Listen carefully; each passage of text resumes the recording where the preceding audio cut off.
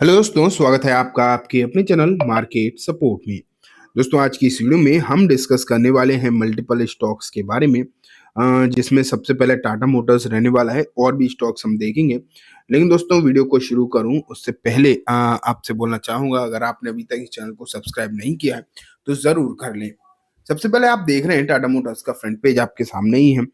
अगर हम पिछला ट्रेडिंग सेशन में उतार चढ़ाव भी देखते तो लगभग आपको यहाँ पर 1% के आसपास की तेजी भी देखने को मिली थी। हालांकि ऊपरी स्तर से ठीक ठाक नीचे भी आया था, लेकिन जिस तरीके की गिरावट इसने पिछले कुछ दिनों में हुई है, अगर आप देखो कि ऊपरी स्तर से लगभग पिछले 6 महीने के अगर हम बात करें तो लगभग 35% तो यहाँ पर दिखा रहा है। ओवरऑल अगर आप देखो 37-38% की गिरावट जो है आपको नजर आ जाएगी। तो एक अब क्लियर है कि एक अच्छी खासी गिरावट है। आज के समय पर टाटा मोटर्स के बारे में बात तो सब कर रहे हैं, लेकिन ये समझ में नहीं आ रहा कि इसे खरीद के चला जाए या नहीं चला जाए, क्योंकि जब तक ये चल रहा था तब तक तो सही था, एक तरफा चल रहा था, सब चीजें जो है बढ़िया दिखाई दे रही थी। लेकिन फिलहाल की जो चीज सिचुएशन है वो टाटा मोटर्स में उस तरीके की दिखाई नहीं दे रही कि हम इसे कह पाए कि यहाँ पर एक तरफा तेजी है और यहाँ पर खरीदारी करके चल सकते हो, बिल्कुल मतलब टेंशन फ्री होकर चल सकते हो, ऐसा नहीं नजर नहीं आ रहा है। लेकिन इसी बीच इसके लिए एक खबर निकल कर आई है। आप इस खबर को पहले देखो, फिर हम बाकी की चीजें देखेंगे। Tata Motors shares get an upgrade after 30% draw from there peak on better risk reward. तो यहाँ अगर हम देखें कि एक अपग्रेड तो आया है टाटा मोटर्स की, अगर हम शेयर की बात करें, क्योंकि 37% ये ऑलरेडी नीचे आ चुका है, ठीक ठाक नीचे आ चुका है। तो अब यहाँ पर ये एक अपग्रेड की जो है बात निकल कर आ रही है पर्टिकुलरली। अब हो क्या रहा है, बेसिकली एक चीज मैं आपको बताऊं कि ये पहले तो ये देखो कि किसने ये बोला है। ये देखो, brokerage firm dam capital has upgrade share of startup Motors limited the manufacturer of passenger and commercial vehicles sitting favourable risk reward. सबसे पहले अगर हम देखें तो डैम कैपिटल ने इसे रिकमेंड किया है। डैम कैपिटल वही कंपनी है जो अभी अभी रिसेंटली आपने जैसे मार्केट में लिस्ट होते हुए देखा है, ठीक है। ये इसी कंपनी ने अगर आप देखोगे तो टाटा मोटर्स को रिकमेंड किया है। हालांकि यहाँ पर फिलहाल टारगेट वगैरह की भी बात है, मैं अभी आपको दिखाऊंगा, लेकिन ये आप क्लियरली देख पा रहे हो कि जब इसके लिए चर्चा करी गई तो कहा ये गया है कि टाटा मोटर्स बेस्ट, या फिर मैं बोलूँ बेहतर रिस्क रिवॉर्ड रेशियो पर फिलहाल आपको देखने को मिल रहा है। सही स्थिति में ये काउंटर जो है आपको नजर आ रहा है, ये बात यहाँ पर कही गई है एंड क्लियरली आप देख पा रहे हैं। अब बात आती है कि किस टारगेट के लिए बोला गया है।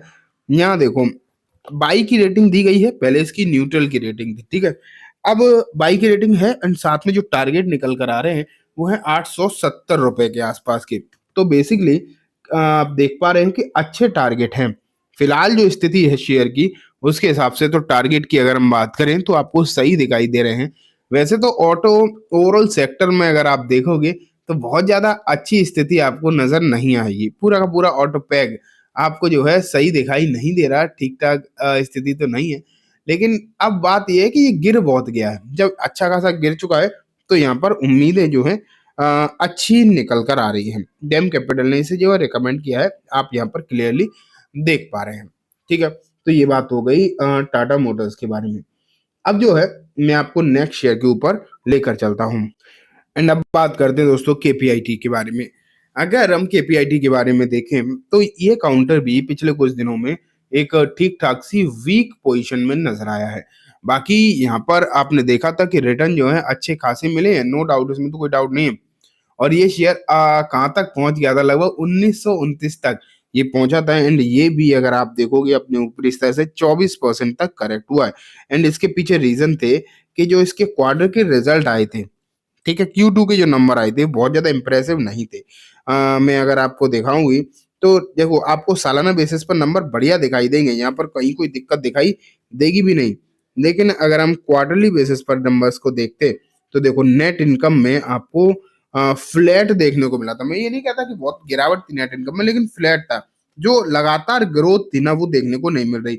एंड केपीआईटी जैसे शेयर जो थोड़ी सी प्रीमियम वैल्यूएशन पर ट्रेड करते हैं, इनके रिजल्ट अगर आप देखो बेसिकली अगर अच्छे नहीं आए, जिस तरीके की उम्मीदें निकाली जाती हैं इनसे, अगर उस तरीके के नंबर नहीं आए तो कहीं ना कहीं समस्या में ये आ जाते हैं और इनमें गिरावट होने लगती है।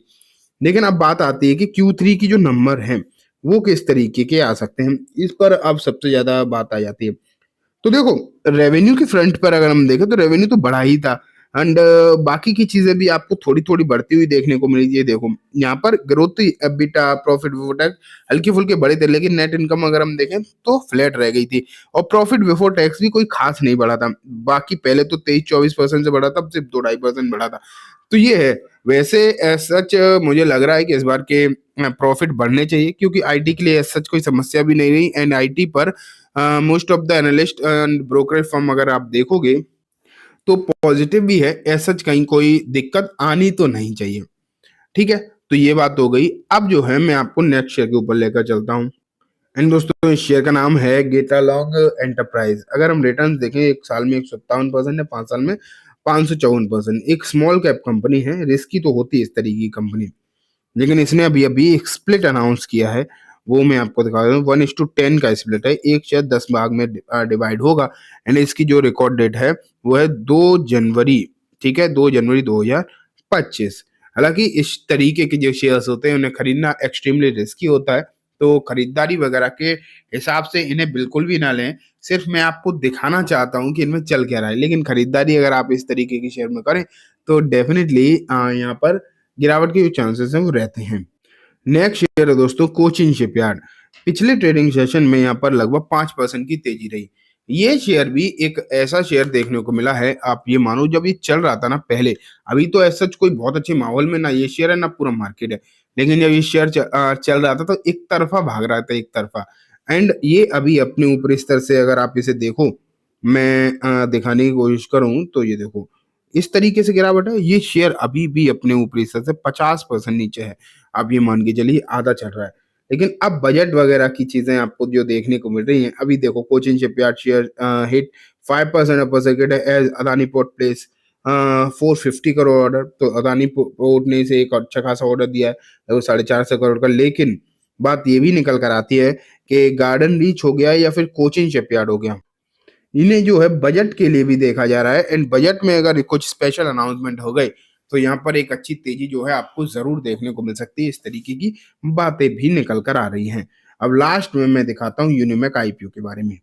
ये देखो, यूनिमेक आईपीओ अगर हम देखें, ये 31 को जो है लिस्ट होगा। ठीक है, लेकिन अगर लिस्टिंग से पहले की स्थिति यहाँ आप समझने की कोशिश करेंगे तो आपको क्लियरली दिखाई दे रहा है कि यहाँ पर जो जीएमपी है वो ऑलरेडी 90% के आसपास पहुंच चुकी है। एंड अब पूरे पूरे चांसेस हैं कि जब लिस्टिंग होगी तो ये शेयर जो है लिस्टिंग पर डबल होता हुआ भी देखने को मिल सकता है। इस बात के भी ये चांसेस हैं, देखने को मिल सकते हैं। और वैसे भी इसने बहुत ही अच्छा रेस्पॉन्स दिखाया है इन्वेस्टर्स का भी। एंड हालचाल या फिर मैं बोलूँ जीएमपी बहुत तगड़ी नजर आ रही है, तो चांसेस पूरे पूरे हैं। ये शानदार तेजी आप ये मानकर चल सकते हैं कि यहाँ पर आपको देखने को मिल जाए। इसलिए आपको जो है यहाँ पर नज़र जो है बनाकर रखनी चाहिए। मैं दोस्तों जितने भी शेयर आपके सामने रख रहा हूँ सब न्यूज़ पर्पज से हैं, सब खबरें हैं, उसके हिसाब से मैंने आपको बताया। लेकिन किसी भी तरीके से इन शेयर्स को आप रिकमेंडेशन के तौर पर बिल्कुल भी ना लें।